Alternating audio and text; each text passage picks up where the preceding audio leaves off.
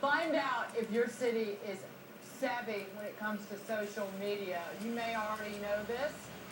Find out next. Media, what cities are the most savvy? A recent study done by NetProspex, a business contact database company, found, probably not surprisingly, San Francisco to be #1 because everybody in San Francisco walks around like this.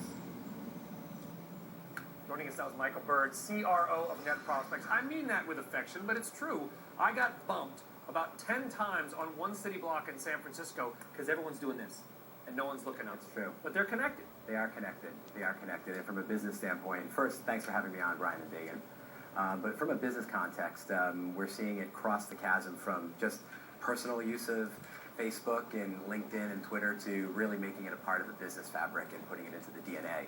And that's very much the case in San Francisco and San Jose, who dominate, from across the country in terms of their usage patterns. New York not up there at #4 because give me your iPhone, because I saw a woman doing this and get hit by a bike messenger yesterday. Right. So there are a few more hazards in New York for that. Far too dangerous in New York.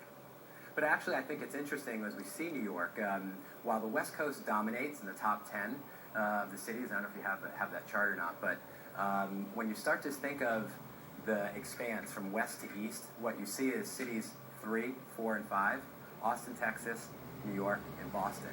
So the spread absolutely is moving east, and there are some major hubs out here and in the middle of the country. So for our viewers that are watching that say own a pizzeria in San Jose, they've got to be on Twitter and Facebook.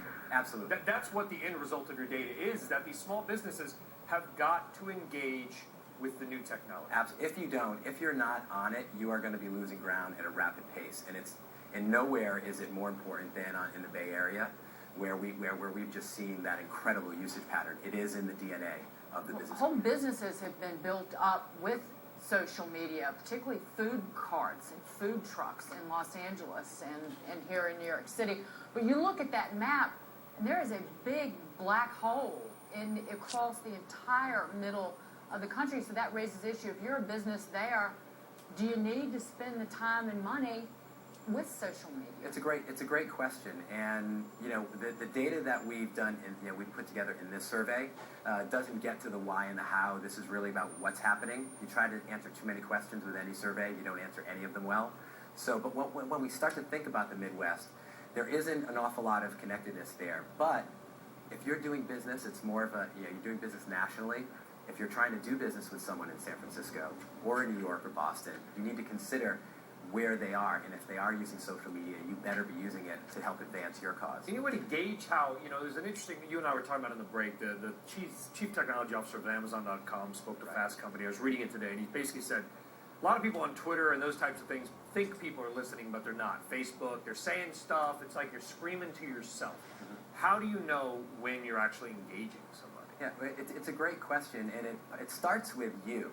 What are you communicating? There are an awful lot of tweets that are out there that, I don't like standing in line for a cheeseburger. Well, that's not terribly important. Unfollow. That's right. But if you're tweeting and if you're posting information that's of value, that's going to resonate, and people are going to connect back. Well, and the greatest value is really a conversation, having a conversation with the customers and engaging them. That seems to be the verb of choice in the last year. It helps make it relevant, helps make you relevant. Michael Bird, CRO of NetProspex. Mike, thanks very much. Thanks so much for having me on. Thank you. Bye for now. And we're both on Twitter and Facebook. An historic find at ground zero. Find out more next.